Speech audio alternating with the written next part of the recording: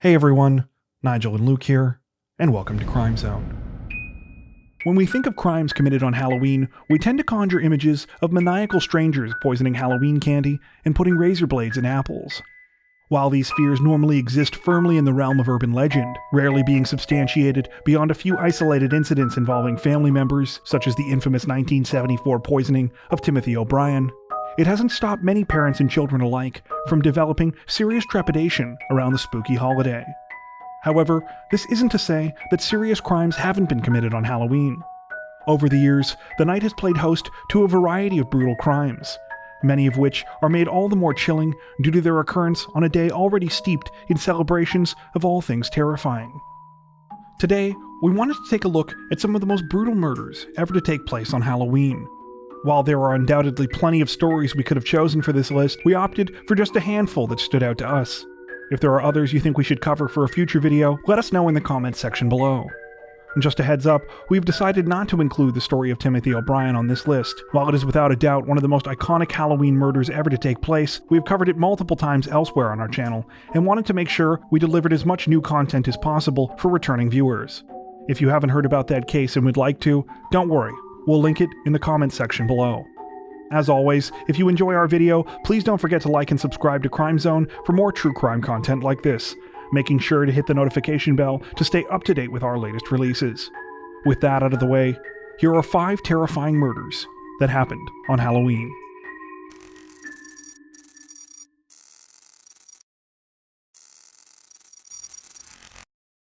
Though the murder of Martha Moxley technically happened on the night before Halloween, often referred to as Devil's Night or Mischief Night, the case has become inextricably linked to the holiday due to the extensive publicity it received and the high-profile status of several of the people involved. Because of this, we decided to include the case as this week's bonus. On the night of October 30th, 1975, 15-year-old Martha Moxley left her home in the lavish Bellhaven neighborhood of Greenwich, Connecticut to participate in a night of Halloween-themed pranks with friends. According to several accounts, at some point that evening she began flirting with and then kissing another teenager, Thomas Skakel. Thomas and his younger brother Michael lived across the street from Martha and were notably the nephews of Ethel Skakel Kennedy, the widow of Senator Robert F. Kennedy. Martha was last seen alive around 9:30 that night, hanging out at the Skakel residence with Thomas. According to the teenager, he and Martha had briefly engaged in sexual activity before she returned home. However, she never made it back that night. It wasn't until the following morning that anyone realized what had happened to Martha. Her body was discovered by a tree in her family's backyard, bludgeoned and stabbed to death. Though her pants and underwear had been removed, there were no signs of sexual assault. It didn't take long for investigators to discover the murder weapon. Pieces of a 6-iron golf club were found nearby and had obviously been used by the killer. An autopsy revealed that Marcia had been struck so hard with the club that the head had broken off from the shaft. The newly pointed end was then used to stab her in the neck. The club was found to belong to the Skakels. In the investigation that followed, there were 3 main suspects. Thomas Skakel was naturally the first to be considered, as by his own admission he was the last person to see Martha alive. However, police eventually accepted his weak alibi after his father successfully prevented them from accessing Thomas's school and mental health records. Next to be considered was the Skakels' live-in tutor, Kenneth Littleton, who had started work for the family just hours before the murder. However, aside from a prior burglary charge and some descriptions that his behavior was strange, there was nothing concrete linking him to the crime.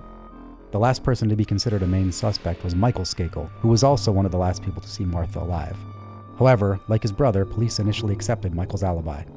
Ultimately, no charges were laid in the case, and it remained largely inactive until 1991. In that year, interest in the murder was renewed after a case involving another Kennedy family member who was being tried for rape initially seemed to bring forth new evidence. Though this turned out to be unfounded, it did lead to a new investigation, which brought to light inaccuracies in the statements Michael and Thomas Skakel had made to police while being interviewed about the murder of Martha Moxley. Michael in particular became a person of interest after it was learned that he admitted to going to the Moxleys' house on the night of the murder and masturbating in a tree while peering through their windows.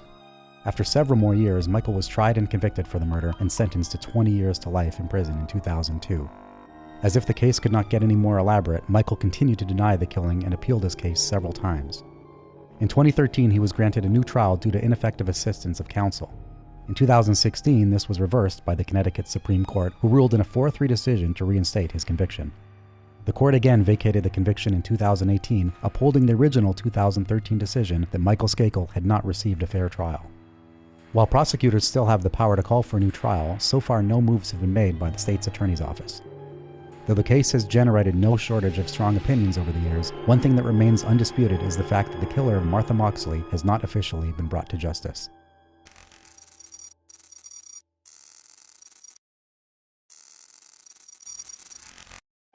On Halloween night 2011, Taylor Van Diest was looking forward to a night of typical holiday festivities with her friends in Armstrong, British Columbia.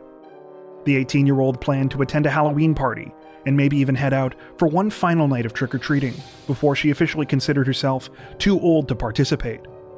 Little did she know, her night was about to culminate in terrible tragedy. Taylor left her house around 6 p.m. that evening, already dressed in her zombie costume, and began the short walk to meet up with her friends. While she was on her way, she texted several of the people she planned to see that night. Everything seemed fine until the messages abruptly stopped. Even more concerning, in the final text Taylor sent that night, she said that she was being followed. She described it as, quote, being creeped. At around 7:30 that evening, a passerby noticed Taylor's phone on some train tracks roughly 8 blocks north of her house. They called her family, and a frantic search for the missing girl began. Taylor was found just over an hour later in some bushes about 3 meters away from the train tracks. She was unconscious and bleeding badly, the result of a vicious attack. She was rushed to a nearby hospital in Kelowna, but sadly died of her injuries the following morning. After conducting an autopsy, police announced that Taylor had died from severe blunt force trauma to the head. She had been strangled with a thin piece of cord or string, and had been beaten with a heavy object to the point that she had suffered skull fractures. A broken finger and several bruises on her hands suggested she had tried desperately to fend off her attacker. Within a month of the murder, police announced a possible connection to another crime in the province when DNA under Taylor's fingernails was found to match evidence in an unsolved sexual assault case. 5 months later, investigators announced the arrest of 26-year-old Matthew Forster, who was charged with the killing. Though Forster admitted to causing the injuries to Taylor, he claimed that the attack was a failed sexual assault attempt and pled not guilty to the charge of first-degree murder. He was ultimately convicted twice for the crime, once in 2014 and again in 2018, after he successfully won an appeal over mistakes made by the judge at his first trial. He was sentenced to life in prison without the possibility of parole for 17 years.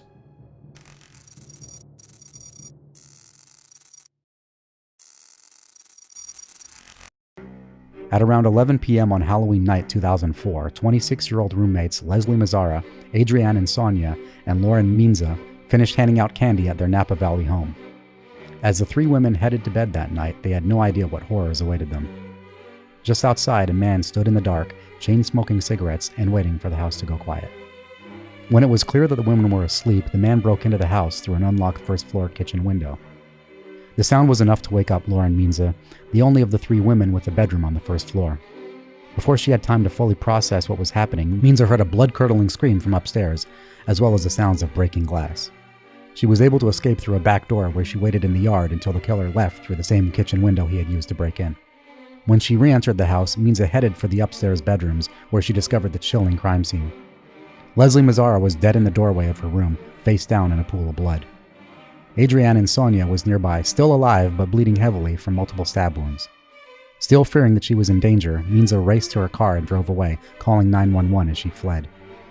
Insomnia was still alive when paramedics arrived at the house, but would tragically die from her wounds on the way to the hospital.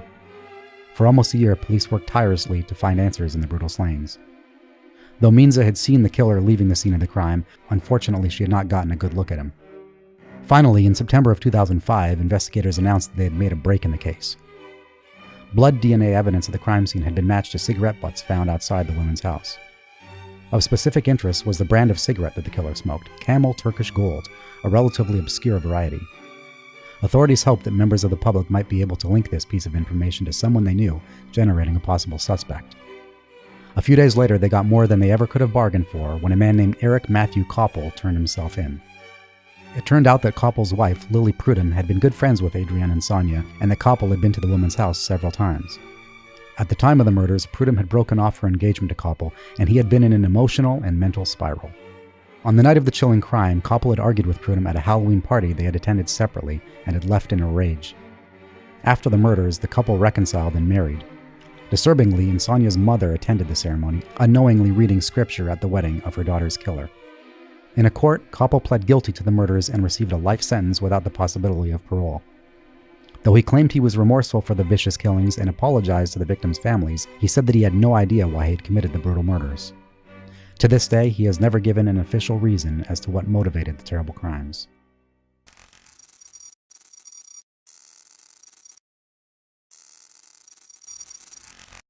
On Halloween of 2012, John White, the pastor of the Christ Community Fellowship Church in Mount Pleasant, Michigan, asked his congregation to pray for the safe return of 24-year-old Rebecca Gay. Rebecca was the daughter of his fiancée, Sally, and had gone missing earlier that day.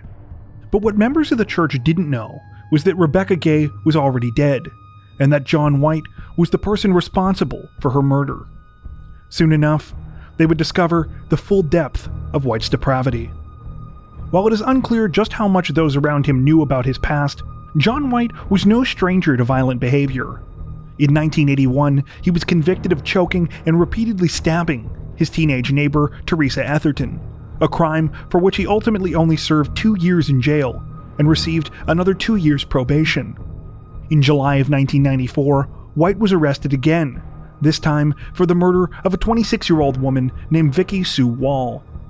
Because police felt they lacked sufficient evidence to secure a conviction in the case, they struck a deal with White, who ultimately pled no contest to involuntary manslaughter and remained in prison until 2007.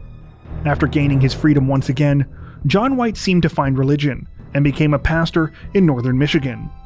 He managed to keep a low profile for more than 5 years. Throughout this time, however, he began having disturbing fantasies about sex with the bodies of dead women. This was something that he had previously told prison psychologists while serving time for the killing of Vicky Wall. By Halloween of 2012, he could no longer suppress these violent compulsions. On the day of the murder, White walked to the mobile home of Rebecca Gay, which was located in the same trailer park where he lived. He arrived early in the morning, after consuming several beers to help him work up the nerve to commit his crime. When he entered Rebecca's home, he hit her numerous times with a rubber mallet, knocking her unconscious. He then strangled her to death with a zip tie, while her 3-year-old son Conway was in the next room. White dumped Rebecca's body in a ditch approximately 1 mile away, after which he returned to the mobile home. To add to the chilling series of events, he spent the next several hours looking after her son. When it was time for the young boy to go trick-or-treating, White dressed Conway up in his Halloween costume and drove him to a grocery store parking lot to deliver him to his father. Though White attempted to feign concern for Rebecca's whereabouts, he was quickly picked up by police. A day later, he admitted to her murder and told police where the body was located. During questioning, he claimed he could not remember whether or not he had had sex with Rebecca's corpse. In April of 2013, John White was finally put away for the rest of his life, when he was sentenced to 56 years in prison for his crime. Just 4 months later, he was found hanging in his prison cell, the result of a suicide.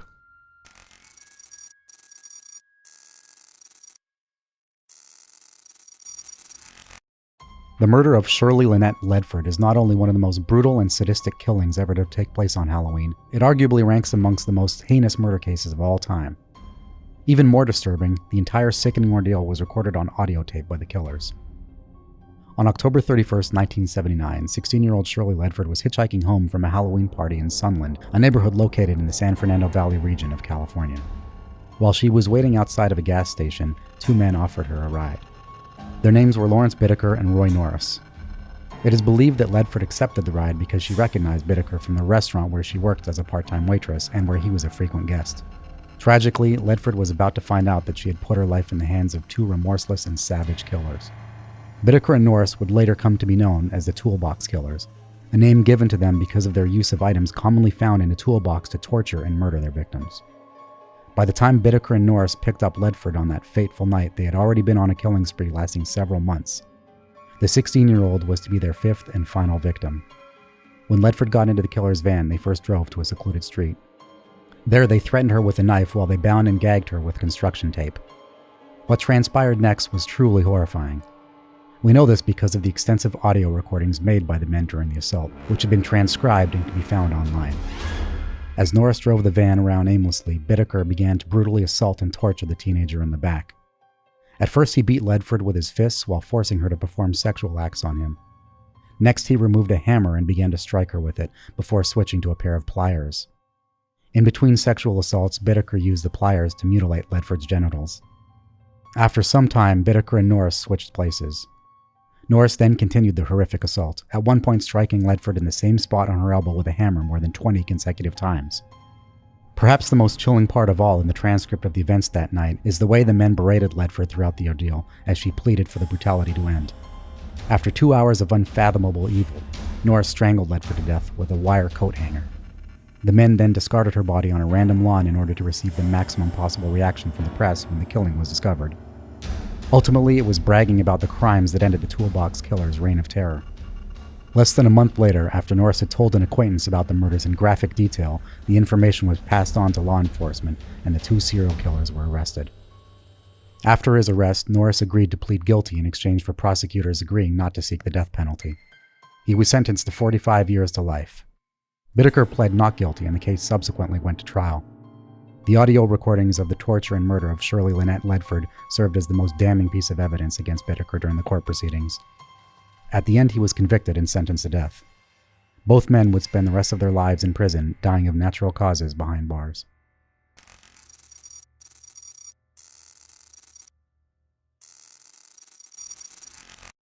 Though all of the stories on today's list happened on Halloween, the murder of Lisa French is undoubtedly the most closely associated with the holiday. For decades, the case has been an annual reminder of the dangers associated with Halloween, and the ever-present threats to children's safety, both real and imagined. On October 31st, 1973, 9-year-old Lisa Ann French hurried to finish her dinner so she could start trick-or-treating in her neighborhood in Fond du Lac, Wisconsin. After throwing on her costume, a homemade hobo outfit featuring jeans covered in masking tape, a floppy felt hat, and a green jacket, she said goodbye to her parents and left the house shortly before 6 p.m. It was the last time her mother and stepfather would ever see her alive. The plan was for Lisa to meet up with a friend and head to Pumpkin Place, a block where parents were hosting a supervised outdoor party. However, at the last minute, her friend got into trouble and was not allowed to attend the party, leaving Lisa to make the 15-minute trip to the event by herself. When Lisa did not return home at 7 p.m. that night like she had promised, her mother began to grow concerned. By 10 o'clock that night, the neighborhood was in a panic, and police and local residents had begun an active search for the missing girl. As word spread across the town the following day, thousands of people volunteered to help search for Lisa. Police began dragging rivers and creeks, using helicopters for aerial searches, and using various vehicles to scour marshes and fields. Local businesses also donated to the effort, with a photo lab printing 6,000 copies of Lisa's school photo and gas stations offering free fuel to anyone using their vehicles to aid in the search. Sadly, Lisa's body was found a little over 2 days later, when a farmer on his tractor noticed 2 trash bags concealed in some trees on the side of the road in the town of Taycheedah. The 9-year-old's nude body was in one of the bags, and her belongings were in the other. An autopsy revealed that she had been sexually assaulted and had died of asphyxiation. Over the next few months, police desperately worked to solve the case in an attempt to bring closure to both Lisa's parents and the broader community, which was still reeling from the brutal crime. Through the course of the investigation, it was learned that the young girl had stopped at 3 houses on her way to Pumpkin Place that fateful night. The first was the home of a school teacher named Karen Bachnick. The second was the residence of a classmate who lived across the street. Finally, Lisa had stopped at the home of Gerald Turner, a man who had once rented the adjacent unit in the family's duplex. Lisa had been friendly with Turner when he had lived next door, and it was well known that she talked with him often. After months of questioning, Turner finally admitted to the young girl's murder. On the night of the crime, he had invited Lisa into his home, where he proceeded to violently sexually assault and murder her. Turner would later claim that he was innocent and that he had only confessed because he was tired of being questioned by police. However, he was ultimately convicted on charges of second-degree murder, enticing a child for immoral purposes, and acts of sexual perversion. Though Turner was given a lengthy sentence, he was ultimately paroled twice and set free. The first time was in 1992, after he had served 17 years in prison. After outrage from the community, he was briefly returned to prison, as the state said they had miscalculated his mandatory release date. They then sought to hold him indefinitely in a mental institution as a violent sexual predator. In 1998, Turner once again gained freedom after a jury agreed he was not a danger to the public. He remained out of prison until 2003, when sexually explicit images discovered on his computer were found to violate the conditions of his release. In the years since, Turner has continued to try for parole. His next scheduled hearing is October 29, 2020, 2 days before the 47th anniversary of his terrible crime. The horrible killing changed Halloween in Fond du Lac forever. To this day, trick-or-treating is a heavily supervised affair, occurring in daylight hours on the weekend before October 31st. That brings us to the end of our list. Know of any other Halloween murders you think we should consider for a future video? Tell us about them in the comments section below. As always, if you enjoyed our video, don't forget to like and subscribe to Crime Zone for more true crime content like this, making sure to hit the notification bell to stay up to date with our latest videos. Thank you for watching.